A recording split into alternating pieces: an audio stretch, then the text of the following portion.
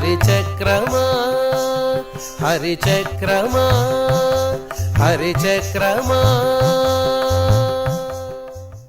శ్రీమాన్ వెంకటనాథార్యః కవితార్కికకేసరీ వేదాంతాచార్యవర్యో మే సన్నిధత్తాం సదా హృది. సహస్రాదిత్యసంకాశం సహస్రవదనం పరం సహస్రదోస్సహస్రారం ప్రపద్యేహం సుదర్శనం. భగవంతుని యొక్క సంకల్ప శక్తియే ఆయన చేతిలో మెరిసిపోతూ ఉండేటువంటి చక్రాయుధము సుదర్శన భగవానుడు అని మనకు ఆగమశాస్త్రములు తెలియజేస్తున్నాయి. భగవంతుని యొక్క సంకల్పాధీనంగానే ఆ సుదర్శనుడుగా ఉన్నటువంటి చక్రము అనేకమైనటువంటి రక్షణ కృత్యములను నిర్వర్తిస్తుంది అని మనకు పాంచరాత్ర ఆగమశాస్త్రం తెలియజేస్తోంది. ఆగమములన్నీ భగవంతుణ్ణి కీర్తించినట్లుగానే ఆయనకు ఆయుధములను అలాగే ఆయనకు ఉన్నటువంటి భూషణములను కూడా అభివర్ణించాయి. ముఖ్యంగా అన్ని ఆయుధములకు ప్రతినిధిగా ఈ సుదర్శన భగవానుడే ఉంటాడు. భగవంతునికి అనేకమైనటువంటి వాహనములు ఉన్నాయి. భగవంతునికి సంబంధించినటువంటి బ్రహ్మోత్సవాదులలో స్వామికి అనేకమైనటువంటి వాహనములతో ఉత్సవము జరగడం అనేటువంటిది అందరికీ తెలిసినటువంటిదే. గరుడ వాహనంతో పాటు హనుమద్వాహనం, అలాగే ఏనుగు వాహనం, పల్లకీలు, ఇలాగ అనేకమైనటువంటి వాహనములను స్వామికి ఉపయోగించి ఉపచారములను చేయడం అనేటువంటిది మనకు ఆగమము తెలియజేసింది. అయితే ఆయా వాహనములు అన్నిటిలోనూ గరుత్మంతుడే అంతరాత్మగా ఉంటాడు. ఏ వాహనముతో స్వామికి ఊరేగింపు జరిగినప్పటికీ ఆ వాహనమునందు గరుత్మంతుణ్ణి ఆవాహన చేసే గరుత్మంతుని యొక్క ప్రతినిధిగానే ఆ వాహనముతో ఆ స్వామికి ఆ ఊరేగింపులు నిర్వహించాలి అని మనకు ఆగమశాస్త్రం తెలియజేస్తుంది. ఏ విధంగా అయితే భగవంతునికి సంబంధించినటువంటి వాహనములన్నీ గరుత్మంతునకు ప్రతినిధులుగానే ఉండి ఆయనకు సేవ చేసుకుంటున్నావో, అదేవిధంగా భగవంతుడు ధరించేటువంటి అన్ని ఆయుధములకు ఒకే ప్రతినిధి సుదర్శన భగవానుడు.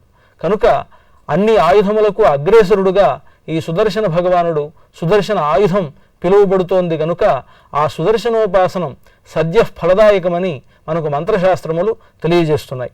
అటువంటి ఈ సుదర్శన భగవానుణ్ణి సుదర్శనాష్టకంలో శ్రీ వేదాంత దేశికులు 5వ శ్లోకంలో అద్భుతంగా అభివర్ణిస్తూ ఉన్నారు. ధనుజ విస్తారకర్తన ధనుజ విద్యా వికర్తన జగద విద్యా నికర్తన భజద విద్యా నివర్తన అమర దుష్టస్వ విక్రమ సమర జుష్టభ్రమిక్రమ జయ జయ శ్రీ సుదర్శన జయ జయ శ్రీ సుదర్శన.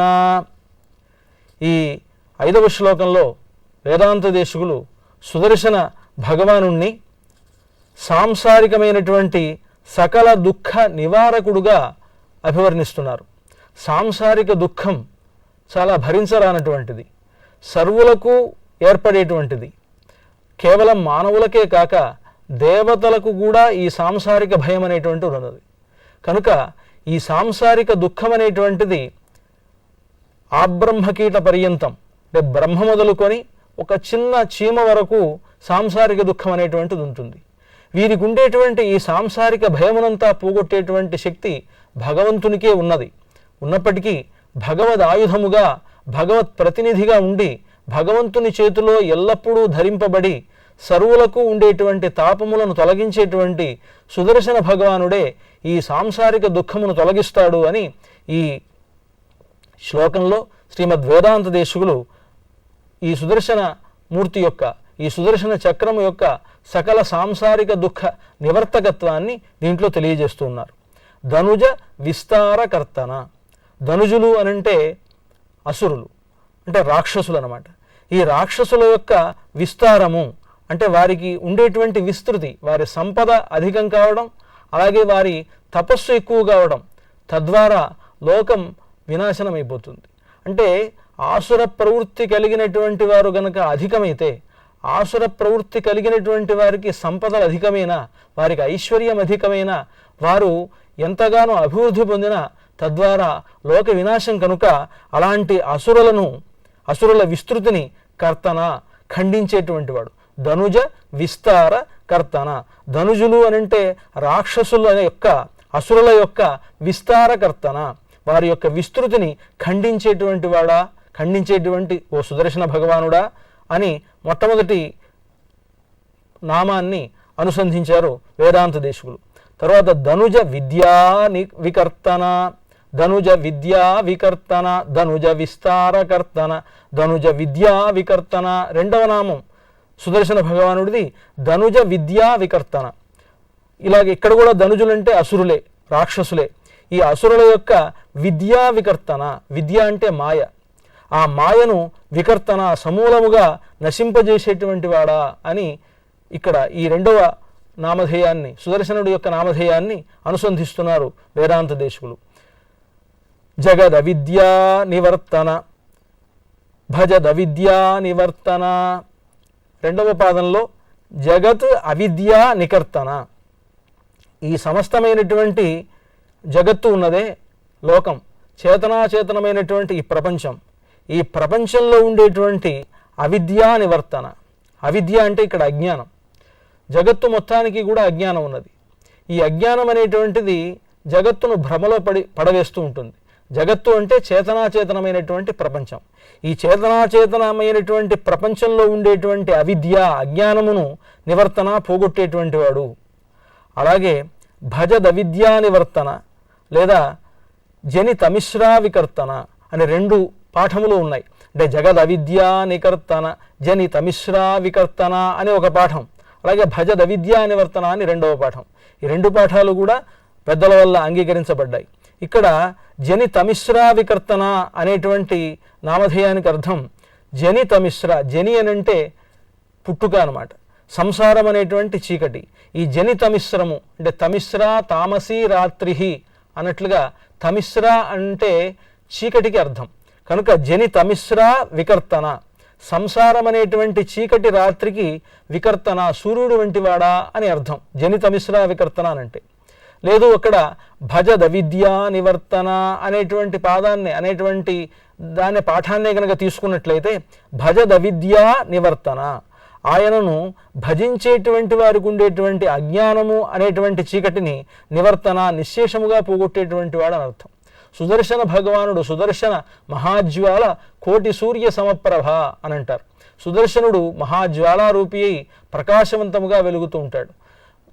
బాహ్యమైనటువంటి చీకటిని మాత్రమే పోగొట్టేటువంటి వాడు సూర్యుడైతే ఆంతరమైనటువంటి అజ్ఞానాంధకారమును కూడా పోగొట్టగలిగినటువంటి వాడు సుదర్శన భగవానుడు అని సుదర్శన శతకంలో ప్రథమ శ్లోకంలోనే కూరనారాయణమునులు అనుగ్రహిస్తారు. సౌదర్శన్యుజిహాన దిశి విదిశి తిరస్కృత్య సావిత్రమర్చి బాహ్యాంధకారక్షత జగదగదంకార భూమ్నా స్వధామ్నా అనంటూ సౌదర్శని, సుదర్శన సంబంధమైనటువంటి ఏ తేజస్సు అయితే ఉన్నదో ఆ తేజస్సు బాహ్యాంధకార క్షత జగదగదంకార భూమ్నా స్వధామ్న, బాహ్యమైనటువంటి అబాహ్యమైనటువంటి, బాహ్యమైనటువంటి బయట కనిపించేటువంటిది, అబాహ్యమునంటే ఆంతరమైనటువంటిది. ఈ బాహ్య అంధకారము అంటే బాహ్యమైనటువంటి అంధకారమును కేవలం సూర్యుడు తొలగిస్తాడు. కనుక సావిత్రమర్చి సౌదర్శని ఉజ్జిహాన దిశి విదిశి తిరస్కృత్య సావిత్రమర్చి, సవితృ సంబంధమైనటువంటి తేజస్సు సావిత్రమర్చి అనంటే. సవిత అనంటే సూర్యుడు అని అర్థం. సూర్యుని యొక్క తేజస్సును మించినటువంటి తేజస్సు కలిగినటువంటి సూర్య భగవానుడి యొక్క తేజస్సు బాహ్య అబాహ్య అంధకారములను రెండింటినీ కూడా పోగొడుతుంది అని కూరనారాయణమునులు తమ సుదర్శన శతకంలో అనుగ్రహిస్తారు.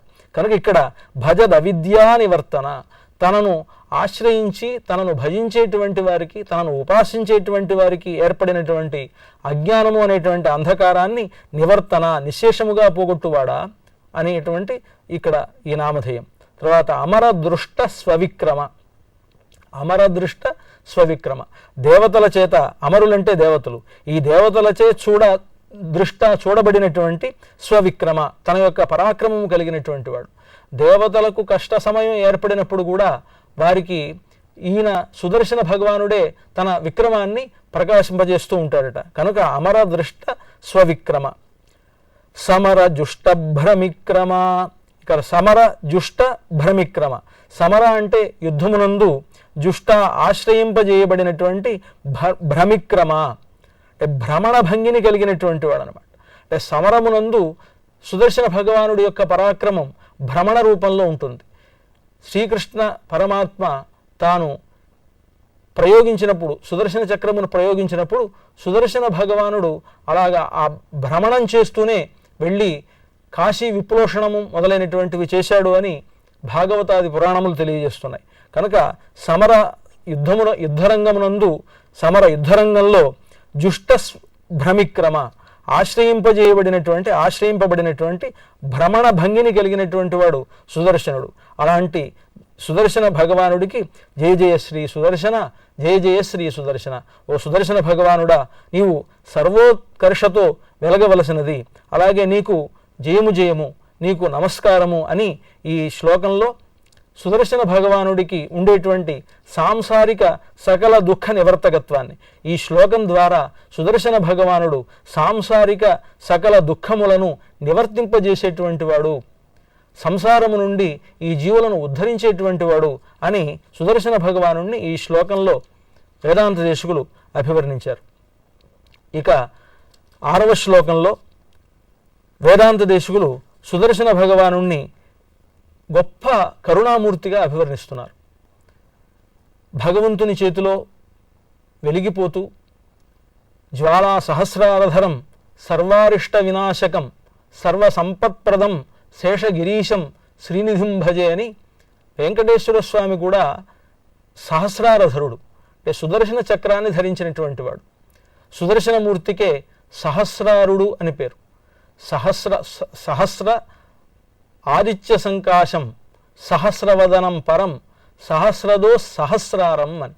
అంటే సహస్రార చక్రం ఎవరు అనంటే 1000 అరలు కలిగినటువంటి, 1000 అంచులు కలిగినటువంటి గొప్ప చక్రం ఏది అనంటే సుదర్శన చక్రమే. కనుకనే 1000 అరలు కలిగినటువంటి చక్రము గనుక ఈ సుదర్శన భగవానుడికి సహస్రారుడు అనే పేరు ఉంది.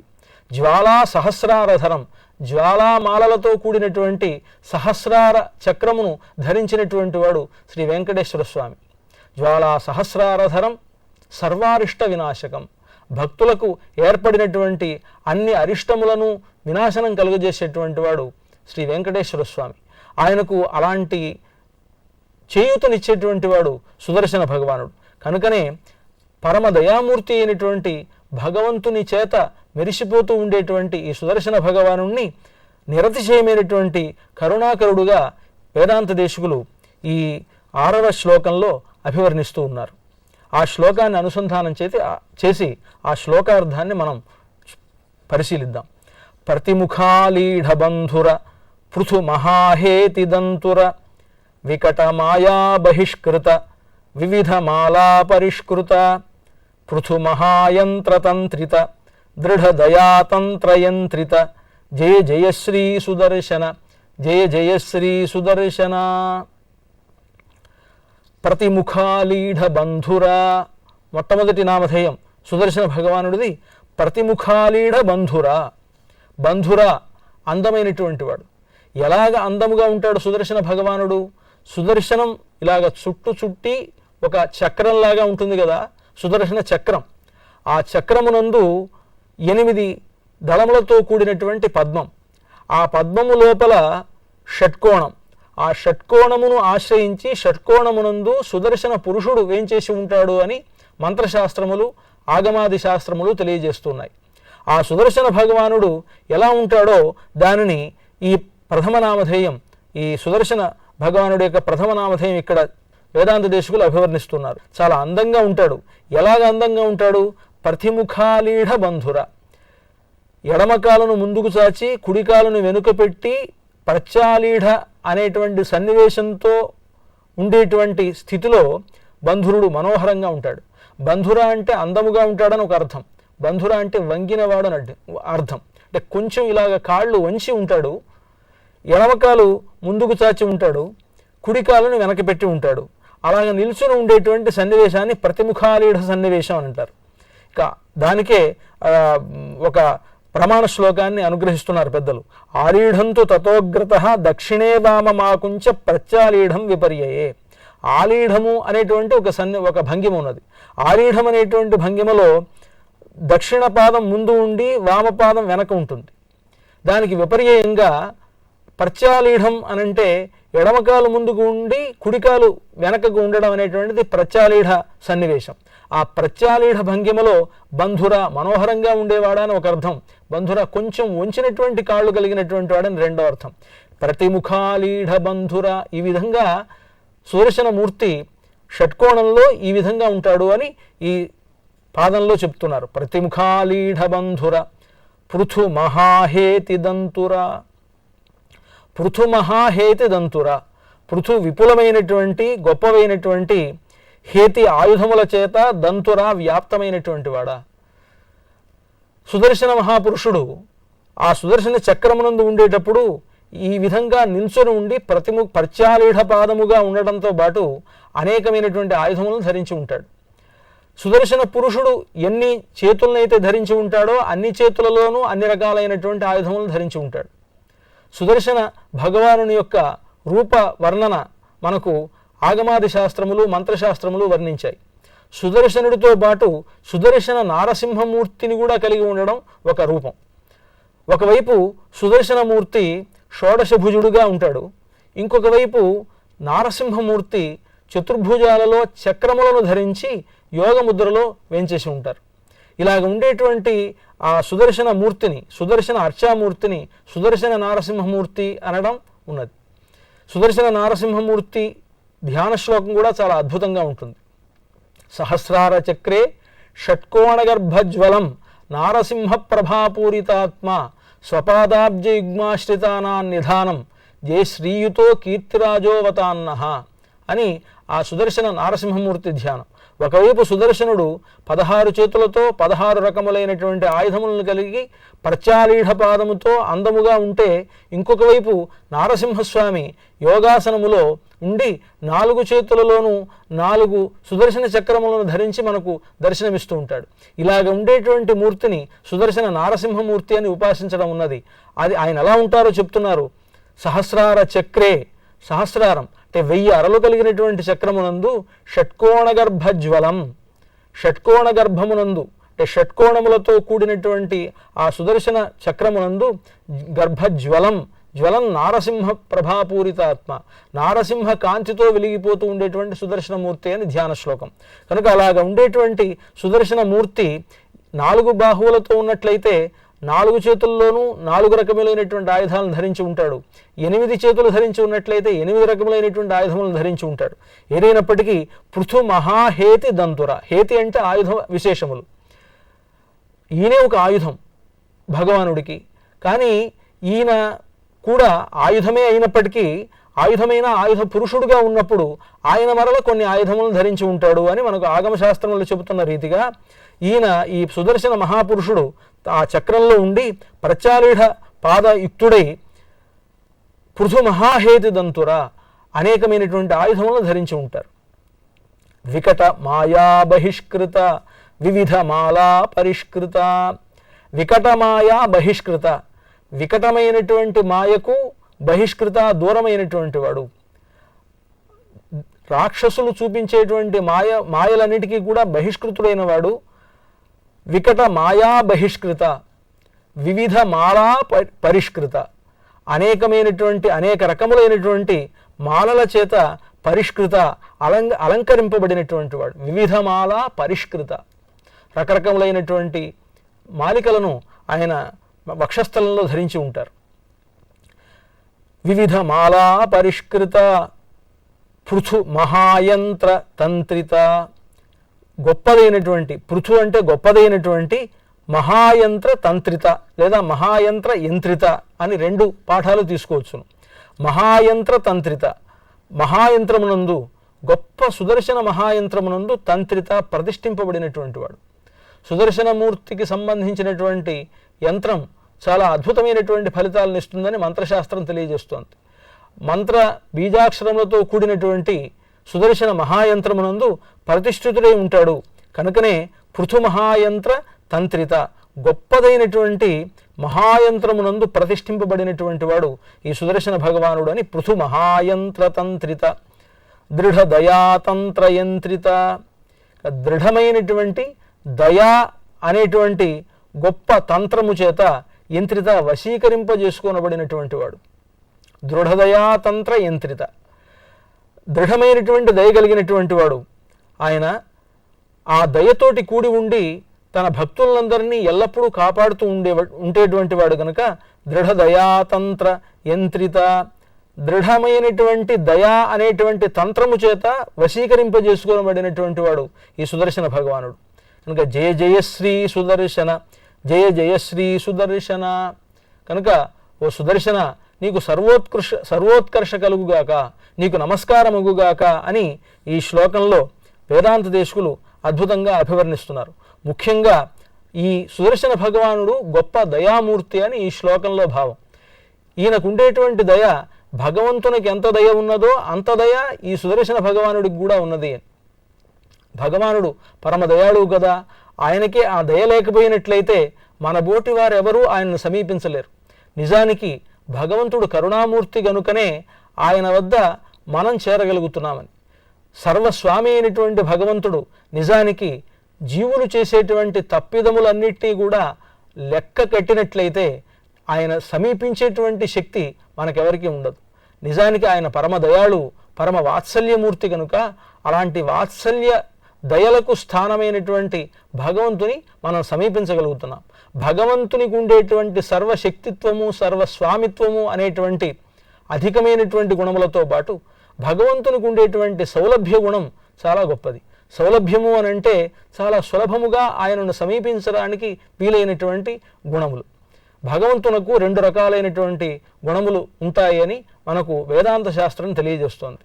ఒకటి ఆయనను ఆశ్రయించడానికి వీలైనటువంటి గుణములు. ఆశ్రయించడానికి వీలైనటువంటి గుణములు అంటే అవి వాత్సల్యము, సౌశీల్యము, సౌలభ్యము, దయ మొదలైనటువంటివన్నీ కూడా ఆయనను ఆశ్రయించడానికి వీలైనటువంటి గుణాలు. ఇక ఆశ్రయించిన తర్వాత ఆశ్రిత కార్యాపాదకములైనటువంటి గుణములు ఉన్నాయి. అవి జ్ఞాన, శక్తి, బల, ఐశ్వర్య, వీర్య, తేజస్సులని షడ్గుణములు. భగవంతుణ్ణి ఆశ్రయించడానికి వీలైనటువంటి గుణములు వాత్సల్యాది గుణములు. ఆ వాత్సల్యాది గుణములలో దయ కూడా ఒకటి కనుక అలాంటి దయ కలిగినటువంటి పరమాత్మ చేతియందు ఉండేటువంటి ఈ సుదర్శనమూర్తికి కూడా దయ అనేటువంటి గుణం చాలా మికుటంగా ఉన్నది. భగవంతునికి ఎంత దయ ఉన్నదో ఆ దయను పెంపొందింపజేసేటువంటి వాడు సుదర్శన భగవానుడు. భగవంతుణ్ణే మెరిసేట్లుగా చేసేవాడు కదా. భగవంతుడే సహస్ర కోటి సూర్య భాసుడుగా ఉంటే ఆ సహస్ర కోటి సూర్య సమానమైనటువంటి భాసను కలిగినటువంటి పరమాత్మను కూడా ప్రకాశింపజేసేటువంటి వాడు సుదర్శన భగవానుడు అని మనకు ఆగమాది శాస్త్రములు, వేదములు, పురాణములు తెలియజేస్తున్నాయి. చాలా అద్భుతమైనటువంటి వర్ణన. ఎలాగంటే ఒకానొక సందర్భంలో తన నాభీకమలం నుంచి బ్రహ్మను కలుగజేశాడు విష్ణు భగవానుడు. నిజానికి నీకు పుత్రుడు పుట్టాడు అంటే సంతోషం కలుగుతుంది కదా. ఆ సంతోషాన్ని పెద్ద మనిషి కనుక ఆయన తెలియనివ్వకుండా ఉన్నాడు, అలాగా గుంభనగా ఉన్నాడు. అయినప్పటికీ భగవంతునికి బ్రహ్మదేవుడు కలగడం వల్ల ఏర్పడినటువంటి సంతోషాన్ని ప్రకాశింపజేసినటువంటి వాడు సుదర్శన భగవానుడు అని అభివర్ణిస్తారు పూర్వాచార్యులు తమ వ్యాఖ్యా గ్రంథాలలో. అంటే చేతిలో సుదర్శనుడుని తన చేతిలో ఉంచుకొని ఆయన ప్రకాశంతో తాను ప్రకాశించేటువంటి వాడు పరమాత్మ అని. నిజానికి భగవానుడి యొక్క వర్ణం నీలవర్ణం, అంటే నల్లగా ఉండేటువంటి భగవానుడిని ప్రకాశింపజేయడానికి సుదర్శన భగవానుడు తాను ఎర్రగా మెరిసిపోతూ ఉంటాడట. కనుక అలాగే భగవంతుని కూడా ప్రకాశింపజేసేంత గొప్పతనం దయాగుణముతోటి ఇంకాస్త ఎక్కువగా భగవంతుడికి ఉండేటువంటి దయ మొత్తం కూడా సుదర్శనమూర్తికి ఏర్పడింది అని ఈ శ్లోకంలో అద్భుతంగా శ్రీమద్ వేదాంత దేశకులు సుదర్శన భగవానుడు పరమ దయాకరుడు అనేటువంటి విషయాన్ని మనకు ఈ శ్లోకంలో తెలియజేశారు. మంగళం చక్రరాజాయ మహనీయ గుణాబ్ధయే పద్మనాభకరాంభోజ పరిష్కారాయ మంగళం.